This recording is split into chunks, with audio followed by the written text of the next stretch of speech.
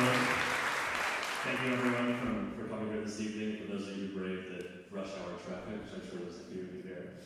My name is Adam Milstein and I'm here with Dominic Cayley. For those of you who may not know me, I'm a student here at the Colburn School and I'm also the program manager of the Ziering Conlin Initiative for Recovered Voices. And, oh, thank you. I'll take an applause for that. The purpose of this initiative is to promote and perform music by composers who were suppressed as a result of Nazi policies from 1933 to 1945. The Nazis and their destruction not only destroyed the lives of millions and displaced millions, but they also essentially completely wrecked the cultural gardens and the cultural milieu that were existing in Europe before the war. And the purpose of Recovered Voices is really to try to bring these composers back to their rightful place in the canon of Western art music from which they were unjustly ripped due to genocidal, racial, and political ideologies. The works that we're going to be playing this evening are all works by composers from different parts of Europe, from different aesthetic styles, but what unites them are two things. One, they were all exiled by the Nazis as a result of their Jewish heritage, and two, they all had a significant impact in the world of Hollywood and in the world of film music. So the first composer this evening is a composer named Erich Korngold. Now, Korngold was, in all sense of the word, a prodigy, a true wunderkind. He was labeled a genius, quite literally, by Gustav Mahler, and he caused quite a sensation at the age of 11 years old when his pantomime, The Snowman, was played in Vienna, and it was a total rage, and everyone loved it. He was performed all over the German-speaking world. He began collaborating with the director Max Reinhardt, who actually invited him out to Los Angeles to score A Midsummer Night's Dream. And Korngold went to LA and spent a couple of years traveling between Los Angeles and his native Vienna. This was until the political situation worsened dramatically.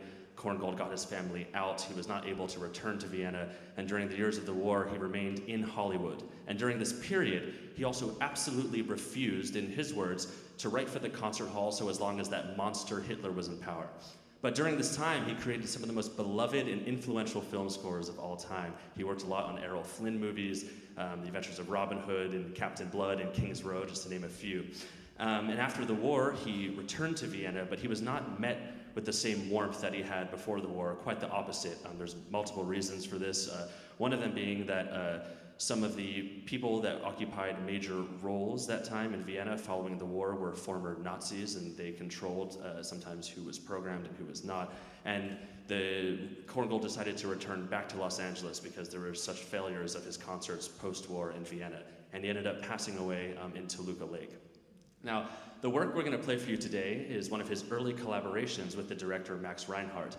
This is written before his exile, but it really sort of outlines some of the fun musical characteristics that would then shape his quote-unquote, Hollywood sound as the godfather of Hollywood. This is incidental music for Much Ado About Nothing. These are 4 scenes from Shakespeare's play. And without further ado, we hope you enjoy Much Ado.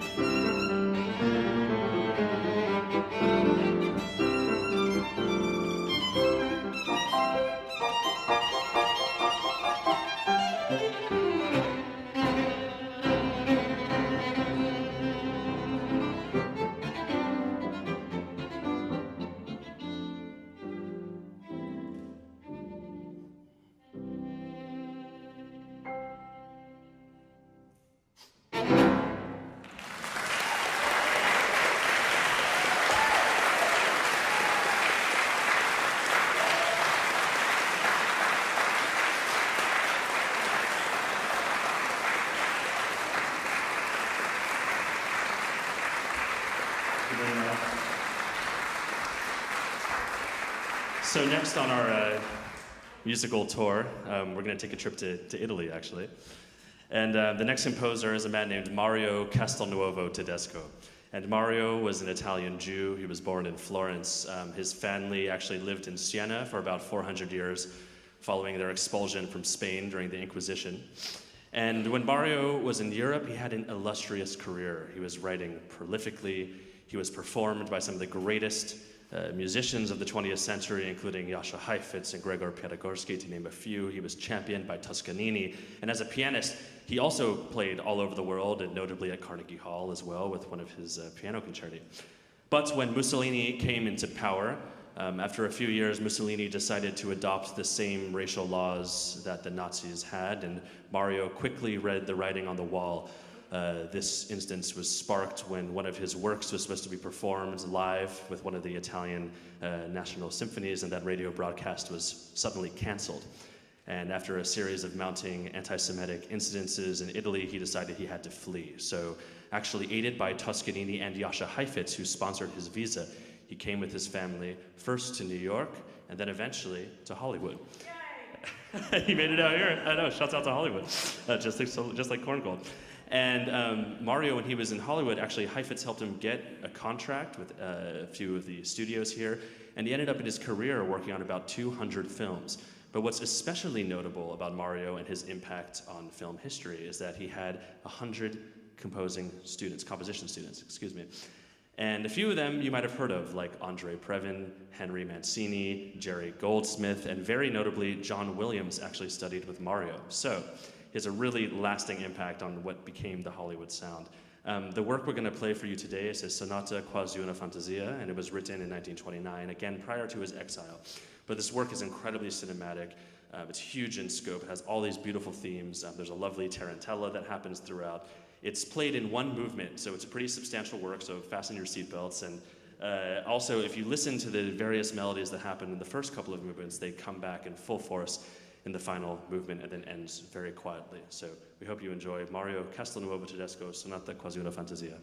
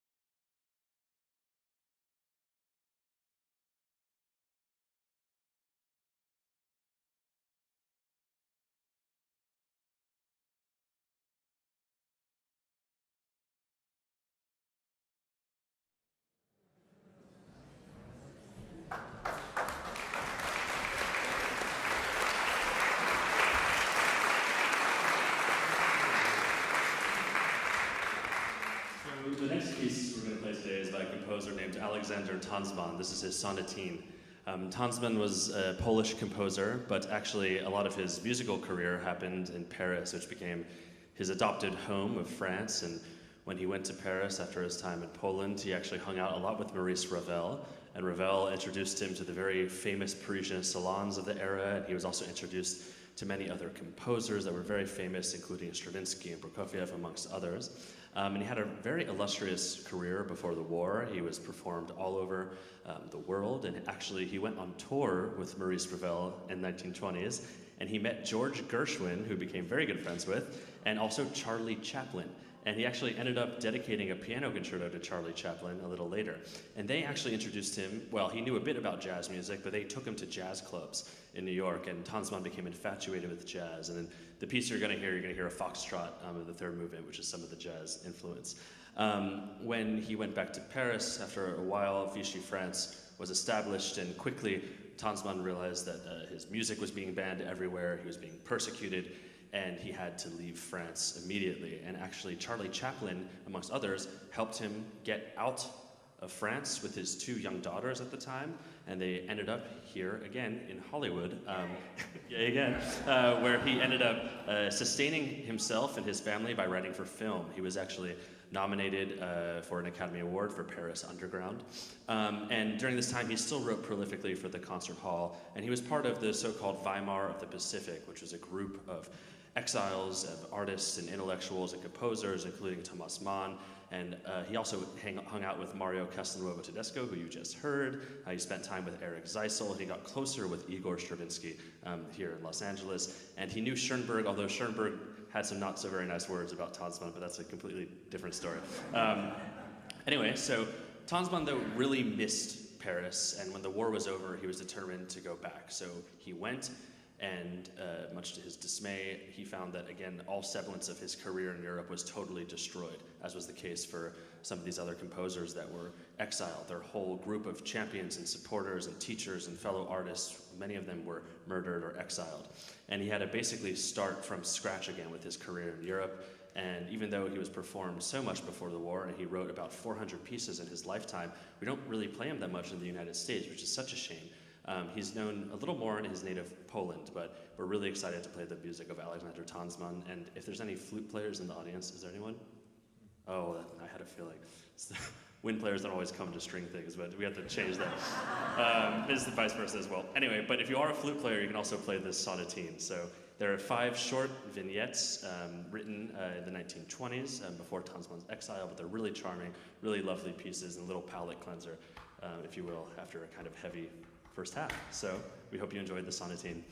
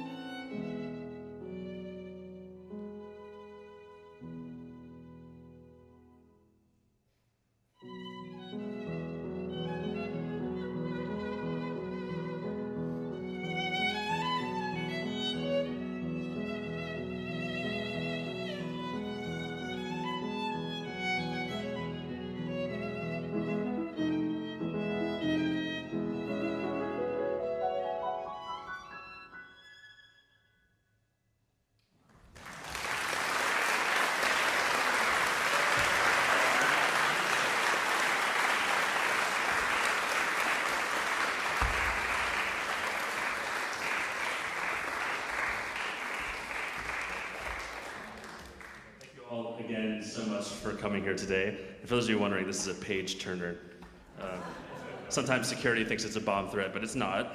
That's happened in line at the airplane before, but seriously. Anyway, so our final work today is by a composer named Mieczysław Weinberg. Weinberg was a Polish composer. He was born in Warsaw. His father was the head of a Jewish music and theater troupe, so from a very young age, Weinberg was exposed to the idioms of Jewish folk music. When the Nazis invaded Poland, Weinberg left on foot to Belarus. His family stayed behind, his mother and father. His little sister Esther joined him for a portion of the trip before she complained that her feet hurt too much and she returned back home. He would learn years later of their murder at the hands of the Nazis in Trawniki. When he was in Belarus, he studied composition for a couple of years until the Nazis invaded yet again, this time the Soviet Union.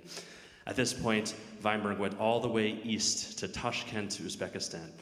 It was here that he actually met a man named Solomon Michels, who became his father-in-law. Solomon was a very important part of the Jewish theater community, and he also knew a man named Dmitry Shostakovich. Now, Solomon sent one of Weinberg's scores to Shostakovich. Shostakovich was so blown away by Weinberg's compositional style and writing that he actually invited Weinberg out to Moscow. So Weinberg went with his family from Uzbekistan to Moscow, and him and Shostakovich actually lived in the same apartment building. Sound familiar? Yeah, we do too. Anyway, we're not as cool as them, but they lived in the same apartment building. They actually premiered some of Shostakovich's symphonies, like Symphony No. 10 for piano four hands. They were great friends and musical collaborators. They shared a lot of musical ideas. Actually, interestingly, Weinberg's name is mentioned in Shostakovich's diary more than anyone else. Now, following World War II, Stalin's anti-Semitic policies and practices came back into full force. They were on a bit of a pause during the war, and they came back. And in 1948, Solomon Michels, Weinberg's father-in-law, was murdered by the KGB, and Weinberg was put under surveillance for 5 years by the KGB, and this culminated in 1953, following a performance by David Oistrakh of the piece you're about to hear, the Moldavian Rhapsody. The KGB came knocking on Weinberg's door and arrested him, saying that he was trying to establish a Jewish republic in Crimea. This was completely falsified. He was whisked away to the infamous Lubyanka prison, where he was put into solitary confinement into a cell that was so small that he was not even able to lay down. He was relentlessly interrogated, and during this period, Dmitry Shostakovich actually agreed to adopt Weinberg's daughter in what they thought was the likely event that he would never return home. And Shostakovich also made a petition with other composers to advocate for Weinberg to get out of prison. Weinberg was eventually released, but this was because Stalin died later that year in 1953. So Weinberg was released alongside thousands of other quote-unquote political prisoners. Weinberg never made it to Hollywood. You might be wondering why he's on an Exiles in Hollywood program, but the unifying theme being film music. And Weinberg lived the rest of his life in the Soviet Union, and he actually wrote prolifically, not just for the concert hall, but also for film and for television, for cartoons, and even for the circus. One film that I wanted to bring to everyone's attention, if you haven't seen it already, is a powerful socialist, realist, anti-war film called Cranes Are Flying, to which Weinberg wrote a remarkable film score, and I highly recommend checking it out. I think it's on YouTube, or it's one of those Criterion-type movies, so definitely recommend it. The work you're about to hear is Weinberg's Moldavian Rhapsody. This music is steeped in Jewish folk music. His parents are from Moldova. They had to leave Moldova. His father left shortly before an infamous pogrom that happened in which 2 of Weinberg's grandfathers and 2 of his great-grandparents were murdered at the hands of anti-Semites, and Weinberg's family had to leave. And this is very powerful music. It's deeply Jewish music, a lot of klezmer influence. It's fun, it's virtuosic, it's intense, and we really hope that you enjoy it. This is Weinberg's Moldavian Rhapsody, and thank you again for coming this evening.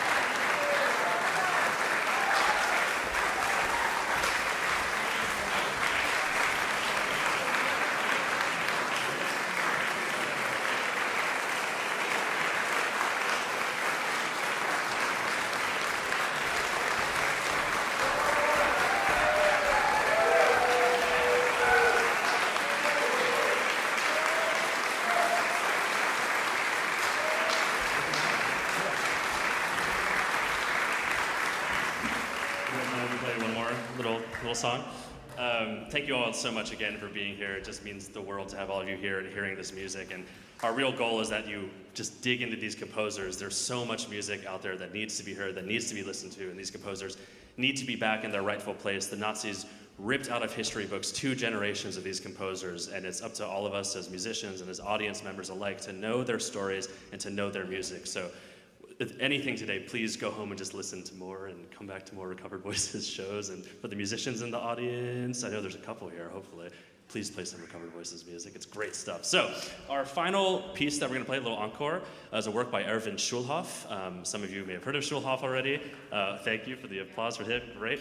If you want to learn more about Schulhoff, I highly recommend looking in your program books, and there's little QR codes that you can scan to hear our recordings of him and also lecture concerts and series are put together. But Schulhoff was an amazing composer who embodied a wide panoply of styles. He was a German-speaking Jew that was born in what is now the Czech Republic. He hung out with a lot of Dadaists. He was super inspired by jazz. And this work that you're going to hear today is one of the last pieces he wrote. It's called Susi. It's a foxtrot again. It's a beautiful little jazz number. Schulhoff was an amazing composer, and he was persecuted as a communist first. He was also Jewish. He ended up passing away of tuberculosis in a concentration camp in Würzburg, Bavaria, but he left behind this amazing amount of just wonderful, genre-defying, way ahead of its time music. So this is Erwin Schulhoff's Susi.